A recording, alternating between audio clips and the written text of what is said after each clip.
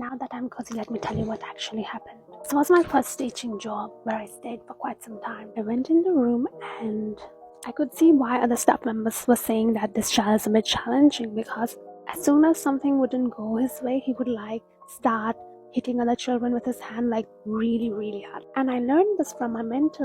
You need to focus on the child who was the recipient.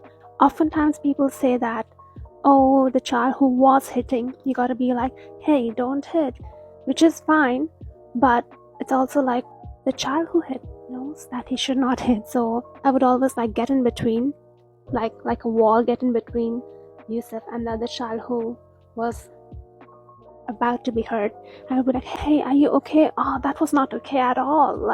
I'm so sorry that you needed to be scared in kinder, because we don't be like that. My whole focus was not on Yusuf, that hey Yusuf, you should not do it, because again, he knows he should not do it. He's not, he can think, he understands everything. He is an amazing child. I don't see anything much bad. I just see that not great with emotional regulation. And I was interested to meet his parents as well, which I did. As soon as they would come in, they would just ask Yusuf to do stuff, whereas other parents would just look at the child and be like, hey, how was your day, things like that.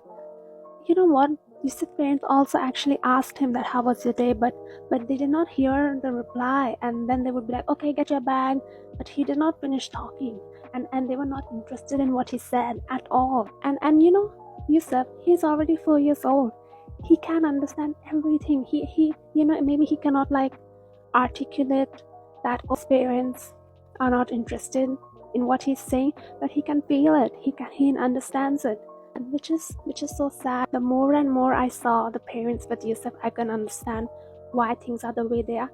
And in my mind, I was like, okay, everything the parents are doing, in this room, my plan is to do pretty much the opposite, which is respecting children, knowing what they say, paying respect to what they're saying, understanding what they're saying, taking that into consideration, and letting them make decisions as well for the room, because why not? It is their room. Another thing I noticed was that Yusuf's parents would always lie to him. They would just say that if you go home, I will give you a train, I'll give you a car, and if you listen to the teacher will give you a car. And I'm just standing there I don't have a car, what is he up to? And also I was a new teacher, so I was I did not want to say anything much and be like I wanted the parent to like me as well. Other than focusing on the child who was about to be hurt, another thing that I did was when we would have group time, I would not focus on Yusuf and point at him, but in general, always make it so clear, hey guys, in this room we are here to play, we are here to have fun, we are here to rest, we are here to eat. These are the things we do. Now, are we here to hurt each other? Nuh-uh.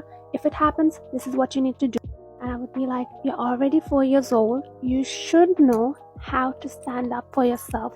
And if someone is doing something to your body that you don't like, you can say no to them, and they will have to listen to you.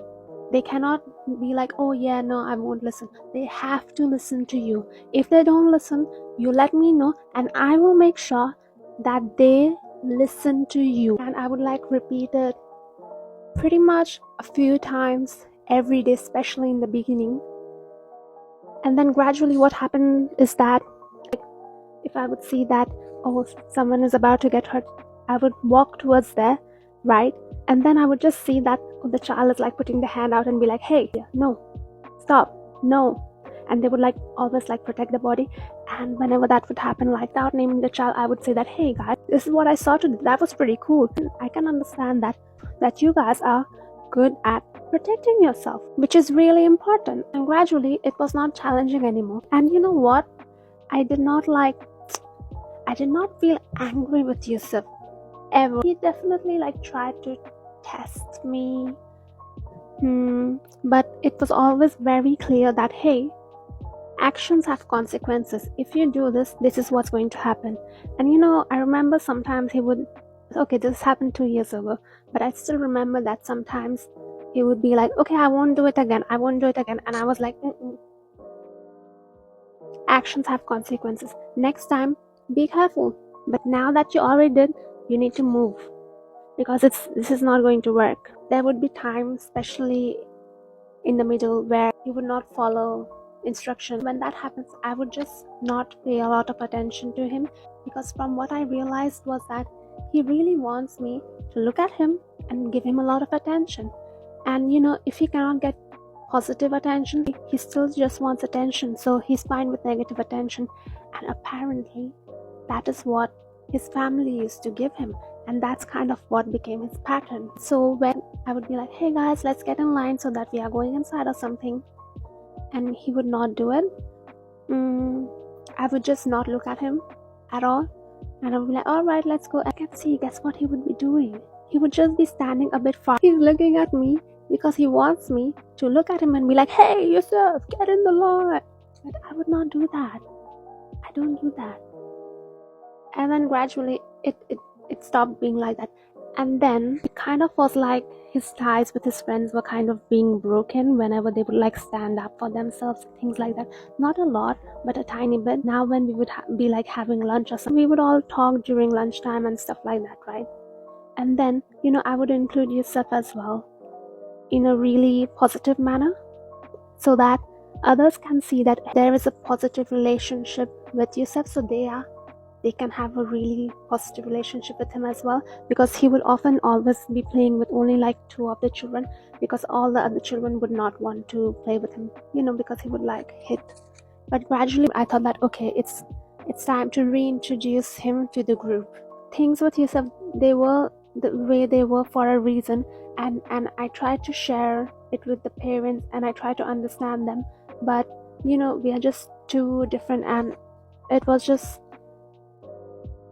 waiting for a long time that when we can get on the same, but it did not happen. And also like I resigned as well, so yeah. Also, like, just to share, initially the staff member, they were telling me a lot about Yusuf, and I was like, why, like what's that bad? He just tries to hit at the children, right? They told me that one time he took like a rod or something and he hit the other child's head so hard that the other child was hospitalized for like a couple of weeks. And then I was like, okay, that makes sense. To conclude, when I hear about this, like children being challenging, I always think that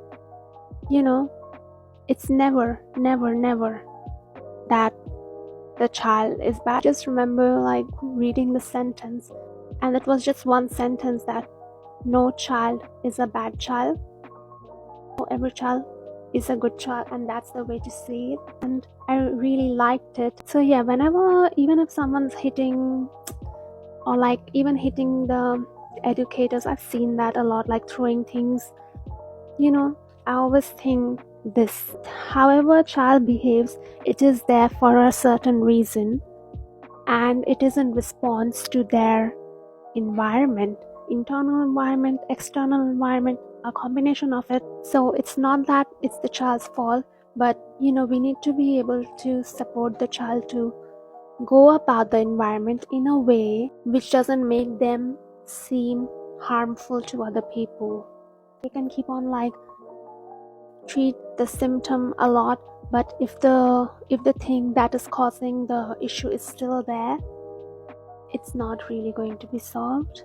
I believe that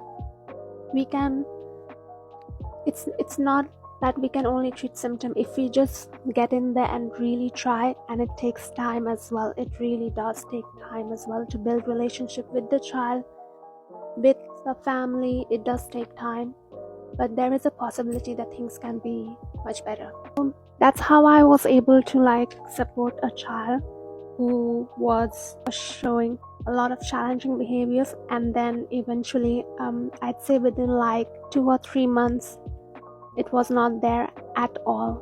The main thing is that I just needed to change the child's view about their own self. And really important thing is to make them feel safe and that I care about them, because they don't really want anything much else, I think. And even when they are hitting the friend, the truth is that it seems to me that they just want to be friends, and they just want to be able to play and laugh and run around with each other. Nobody wants to like feel sad and cry for real. He just wanted me to look at him, and unfortunately his family did not look at him for some reason.